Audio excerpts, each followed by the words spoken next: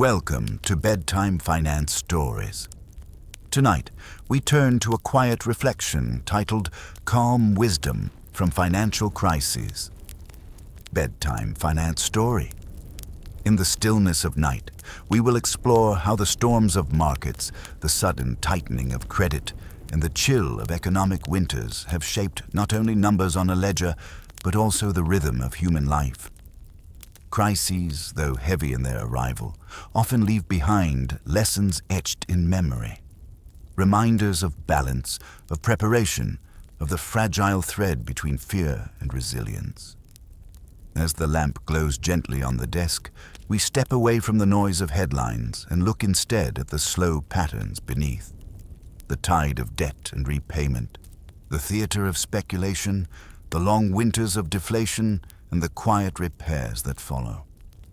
Each story is not told to alarm, but to soothe, to show that beneath the turbulence there is order, and within difficulty there is calm.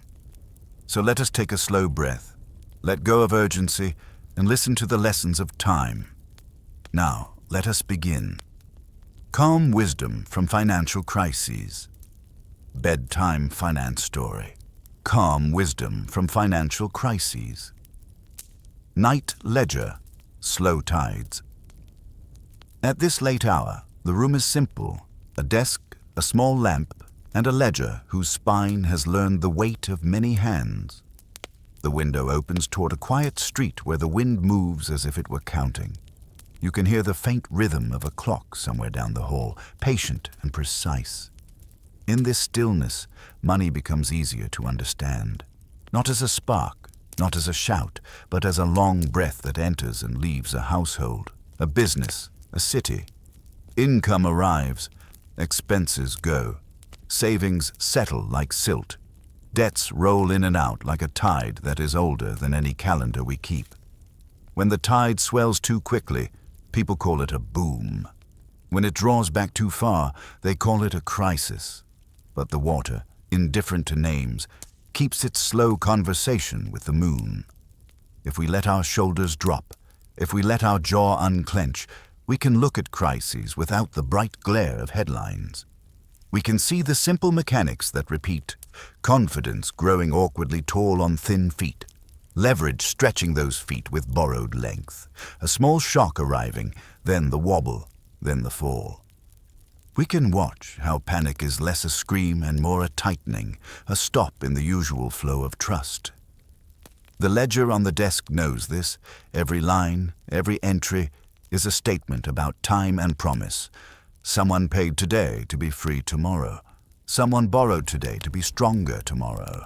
Someone miscalculated tomorrow and arrived there with too little hair. There is comfort in the predictability of these patterns. The stories change settings, costumes, and the size of the stage, but under the dialogue, the same structure moves. Prices rise faster than the breath of income, then debt, like a careful vine, wraps around the trunk of daily life. It is friendly while it is small. It helps a shop open its doors, a family enter a home, a student meet a semester.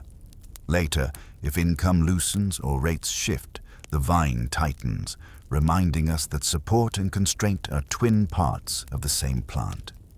This is not a tragedy. It is simply a relationship that must be tended. When a crisis crests, the world appears to stop listening. Buyers become cautious, lenders become stricter. The same numbers produce different feelings. A price chart becomes a weather map. A bank queue becomes a mirror. Yet even here, the tide analogy helps. A low tide exposes the floor of the harbor, rocks, forgotten anchors, slower channels. In finance, low tides show us our assumptions. They show us the precise places where we had been careless with cash flow, with buffers, with concentration. The exposure stings, but it teaches in a language that stays imprinted in muscle memory. It is tempting to think that avoiding crises is the goal. It is calmer to accept that we will meet a few in a lifetime, just as we meet storms or illnesses.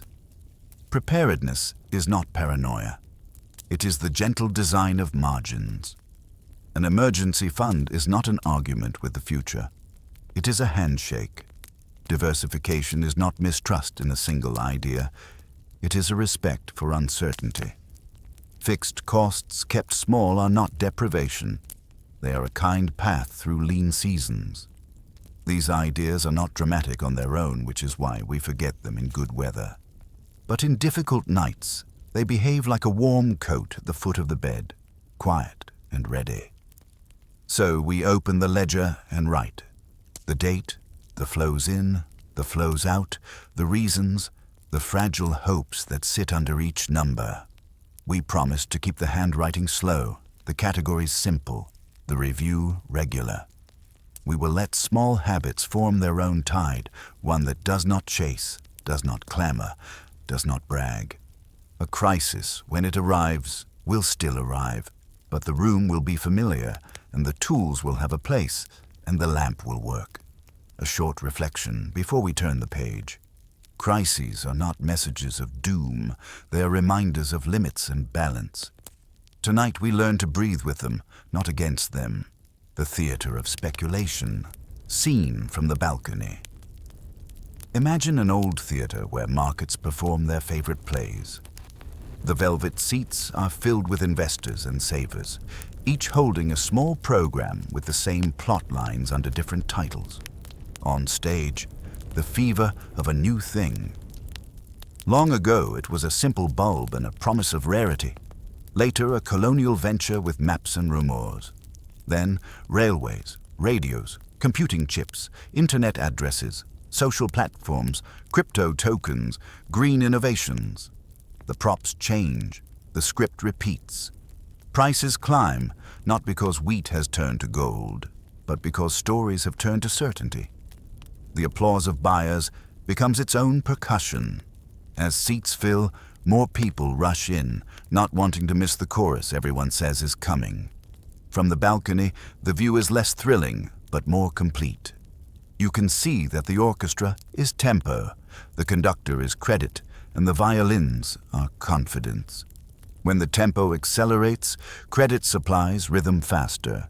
Margin loans grow easy, collateral is counted generously, and the price of impatience falls. Confidence picks up the melody, repeating lines that suggest the new thing is not just profitable, but undeniable. In such music, even skeptics start tapping their feet. Yet, when instruments play too loud for too long, the ears grow tired.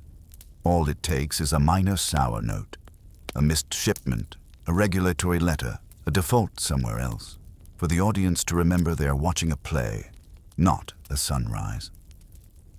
Speculation by itself is not a sin. It is a curiosity, human attention pooling around a possibility. The trouble begins when leverage quietly crawls under the chairs. Borrowed money amplifies both joy and grief. It makes small gains look like triumphs and small declines feel like collapse. It shortens time, which is its most painful habit. A leveraged position cannot wait patiently for meaning to clarify. It must settle accounts on a schedule. Crises are born in those calendars, the ones that require payment today, while value returns tomorrow or the day after. When the margin clerk becomes the main character, the third act writes itself. Positions unwind, prices fall not only because they were wrong, but because they must. Forced selling does not ask for permission or sympathy. If we keep breathing, we can use this balcony view to prepare without cynicism. It is enough to remember that even excellent ideas can be priced as if perfection were guaranteed. It is enough to remember that a crowd can be right about the direction and wrong about the speed. It is enough to remember that when your neighbor's success starts to feel like your urgency, you have been invited into the pit, not the balcony. The balcony is lonelier, but it is where the exits are visible. So we note, in our quiet ledger, limit leverage to the sort that does not force a sale at a bad time. We note, consider the boring parts of an investment, the cash flows, the uses of cash, the governance, before admiring the neon. We note, exit plans should be written when the room is bright and the aisles are clear, not when the lights flicker. And we note, A portion of our savings must stand apart from the theater altogether, like a coat against sudden weather. We leave the theater without bitterness. The stage will host new plays, and some will be beautiful and fruitful. We will attend again, but from the balcony, with patience in our pocket. A short reflection before we continue. Speculation is a story about time. Leverage is a story about deadlines. Wisdom sits where the calendar cannot bully us. Winter lessons. Deflation, depression, and quiet repairs.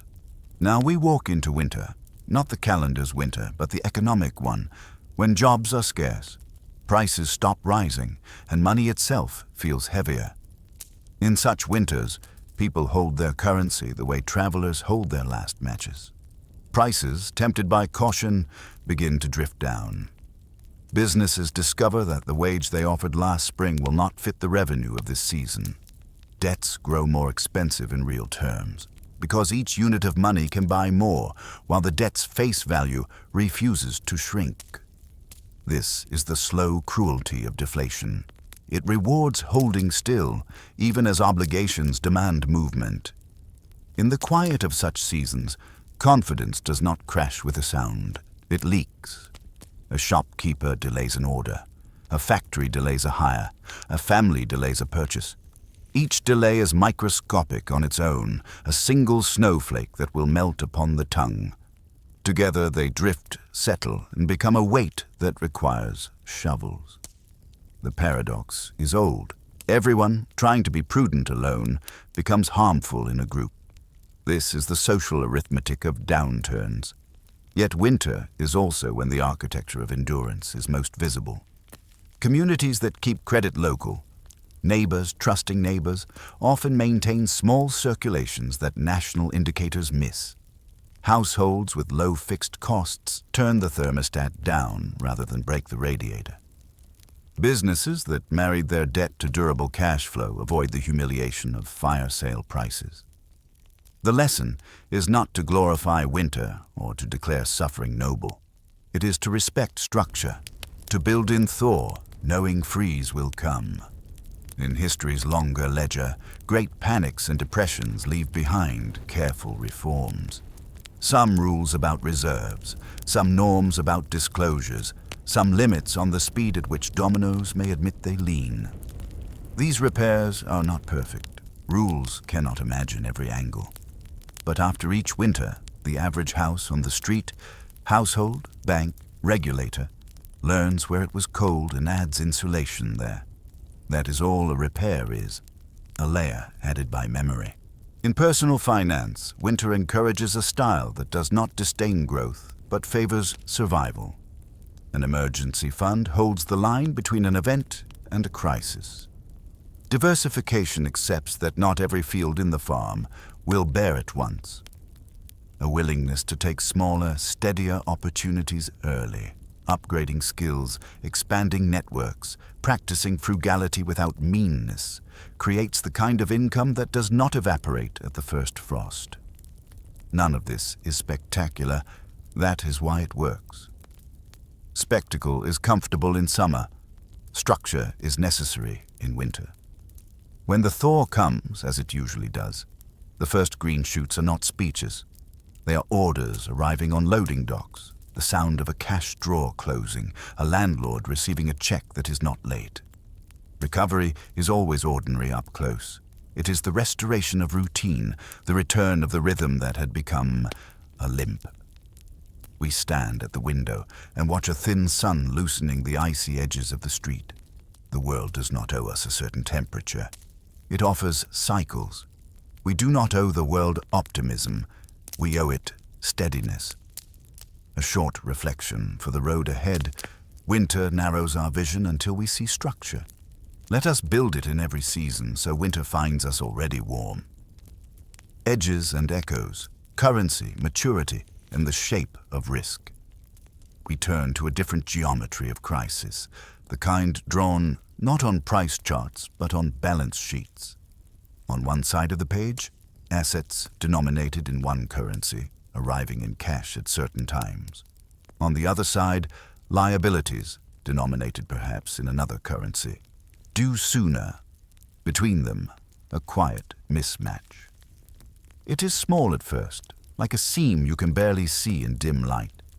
Then a surprise arrives, a foreign rate change, a shift in export demand, a repricing of collateral, and the seam shows its gap. Currencies move like weather across borders, and maturities unfold like calendars within a single year. If a business borrows short to fund a long project, time itself becomes its creditor. If a nation borrows in a currency it cannot print, the outside world becomes its weather. These are not exotic mistakes. They are common. A developer thinks a bridge loan will roll with ease. A bank believes deposits are stickier than they are. A government trusts that a steady inflow from tourists, oil, or chips will remain steady. When inflows slow or outflows speed, the math becomes unkind.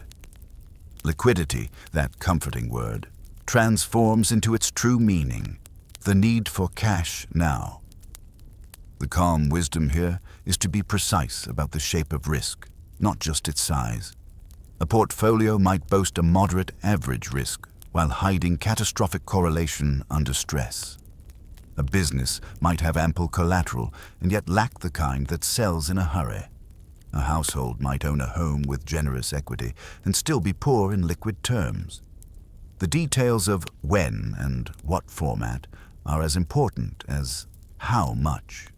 This is why buffers belong in the same currency as the bills they must pay, and why maturities should rhyme as often as possible. There is a practical tenderness in aligning these shapes. It is not glamorous to match asset duration to liability duration. It does not make for colorful conversation at parties to keep a portion of wealth in instruments that bore us.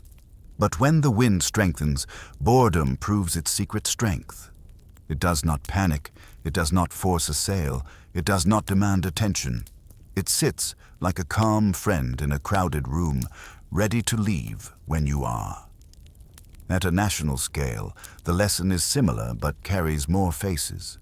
Strong institutions and transparent accounts act as the country's emergency fund. Deep local capital markets allow adjustment without begging. Credible policy, even when unexciting, keeps shelves stocked and credit lines open.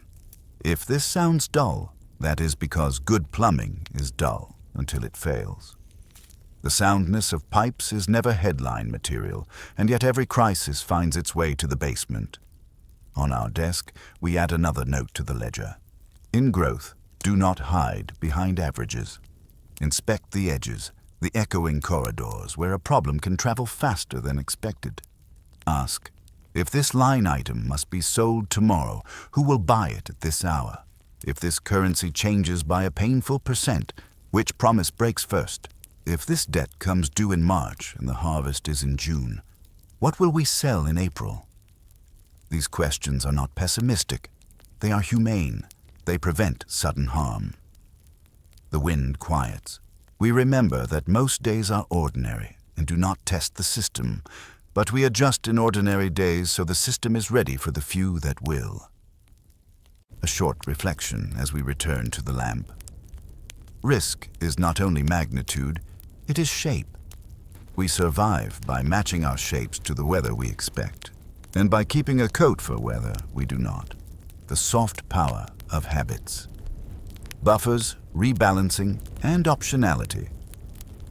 Between crises, there is daily life. That is where the small structures live, the kind that seem trivial until they become decisive. An emergency fund is dull only until a job search takes longer than planned. A car needs a repair, or a hospital asks for a card. Insurance feels like a cost until randomness knocks. Rebalancing looks pointless while a single asset climbs, then looks wise when the same asset remembers gravity. These are the polite routines that serve us in impolite times. Habits are the soft power of finance. They do not require rare insight. They require patient repetition. Pay yourself first, even if the amount is small. Increase the amount when income rises, so that lifestyle expands more slowly than capacity. Keep fixed costs flexible, rent that can be renegotiated, subscriptions that can be paused, a car choice that does not trap you. Track inflows and outflows in a way you will actually maintain. A simple spreadsheet, a notebook, a modest app. Choose the form that feels like brushing teeth, not like entering a competition. This is not a manifesto for austerity. Pleasure has its place, and generosity is a form of wealth that compounds in ways spreadsheets cannot calculate. Rather, we accept that resilience is built like a wall of quiet bricks. Each brick is a decision. Avoid high-cost debt when rates are unfriendly. Pay down variable rate balances before they turn into weather. Hold broad, low-cost exposures instead of chasing brilliance.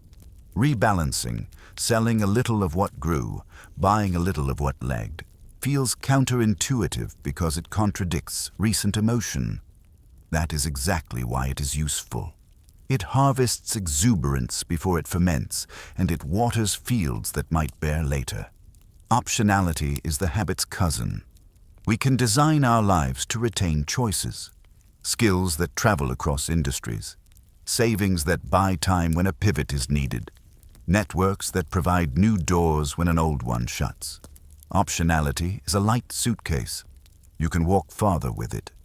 In finance, cash is the purest option, unimpressive when markets only rise, a relief when prices stutter. In careers, learning is an option, quietly compounding until the moment you need a different road. In households, modesty about possessions is an option, making moves cheaper when circumstances ask for them. None of this makes headlines because it is not sudden. But when suddenness arrives, from a contagion, a war, a policy shock, habits become the difference between worry and fear. Worry asks questions and makes lists. Fear forgets its own name. If our daily routines taught us to keep some cash, to review our costs quarterly, to sit with a long horizon, then worry has a map to follow. Fear requires luck. Worry needs only light. On the ledger's page, we create a little ritual. Once a month, we mark 3 lines: cash buffer level, debt principal progress, asset allocation against our target. We do not judge ourselves harshly. We adjust in small increments. We do not chase the last month's winner. We return to the center we chose for a reason. We let the calendar be our metronome and the plan be our song. At this point, the room feels warmer, not because the world changed, but because the chair we built fits us better. Comfort is a form of capital too. A short reflection while the ink dries. Habits are the gentle gears of resilience. Turn them slowly, and they will turn the larger wheels when you are tired. A map for the long night. We have listened to booms from the balcony, walked through winters, and studied the shapes that harm. Now we put it together into a map that fits in a pocket. The map begins with intent. What do we want our money to do besides grow? Buy time, reduce fear, support others, express values. These are destinations, not slogans. Growth, then, is the road you take to reach them, not the purpose itself. This distinction matters during crises, when prices argue loudly that your identity depends on their level. It does not. Next, the map marks buffers. Cash that buys time, credit lines left unused, friends who trust your name because you have honored it. Buffers are shaded areas, not precise dots. We add to them when weather is clear because storms will not ask permission. Then, the map marks streams, income sources that can flex rather than snap, skills that can be sold in more than one market, small ventures that could be larger if needed. Elegant portfolios are beautiful in charts. Awkward, redundant incomes can be beautiful in life. The third layer is allocation, broad, low-cost exposure to what humanity builds over time, balanced by steadier instruments that let us sleep. We tilt, if we must tilt, toward what we understand and can hold through a wrong year. We do not judge an allocation by one season, the way we do not judge a garden by a single week of clouds. Rebalancing is the map's compass. Simple, even stubborn, reminding us of north when excitement points south. Debt on the map is a road sign with numbers: rate, term, payment. We use it to move faster when the price is fair and the destination is clear. We avoid it when the price is cruel or when we only want to feel movement. If we carry it, we choose forms that will not demand all our attention when the unexpected calls for it. A mortgage at a rate that lets you sleep is wealth, even if a spreadsheet suggests a different adventure. Sleep is compounding too. Finally, the map includes rooms for reflection, moments to revisit assumptions, update plans, and remember that our worth does not swing with any market. Crises will come with new costumes, some driven by debt and speed, others by scarcity and shock. The details will feel novel, the structure will feel familiar. We will have seen this choreography before, and we will have practiced our steps. Keep the ledger honest. Keep the costs light. Keep the time horizon long enough to outweigh the noise and short enough to make today's choices kinder. The lamp on the desk has burned for a while now. Paper has accepted ink, and the clock continues its patient count. Outside, the street has not changed its mind. It carries the same slow air it carried an hour ago. Inside, you have changed in subtle ways that numbers cannot show. You have a map, and you have a chair that fits. A short reflection before we close the book. Calm is not the absence of crisis. It is the presence of structure. Tonight, we choose the structure that lets tomorrow greet us gently.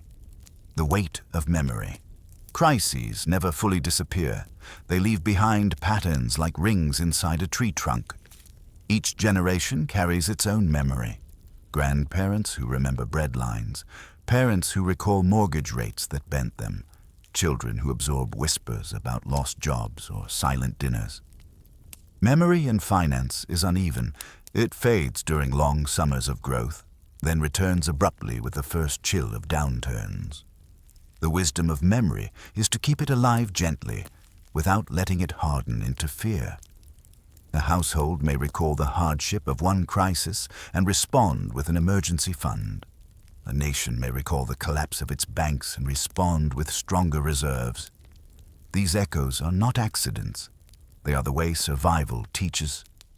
We, too, keep memory by telling stories, by marking lessons in notebooks, by letting scars become guides rather than weights. To remember is not to relive. It is to prepare. Reflection. Memory is not a burden, but a compass, pointing us toward steadier ground. The quiet role of community finance is often described as personal, but in truth, crises reveal its communal heart. When banks tremble, neighbors lean on neighbors. When a job is lost, families combine kitchens and share costs. Mutual aid societies, cooperatives, and credit unions often grow roots in these winters. Even the quiet act of one friend lending another enough to bridge a week is part of this larger rhythm. Markets are numbers, but survival is networks. The calm wisdom here is that wealth is not only what sits in an account, it is also trust, goodwill, and the willingness of others to answer your call. Communities that invest in one another's resilience, through education, shared savings, or simply steady kindness, are harder to break than balance sheets suggest. So in our own ledgers, perhaps there is a line, not for money but for relationships, a reminder that even in finance, the soft bonds carry the hardest weight. Reflection. True wealth is shared resilience, measured not in digits but in human ties. The long horizon.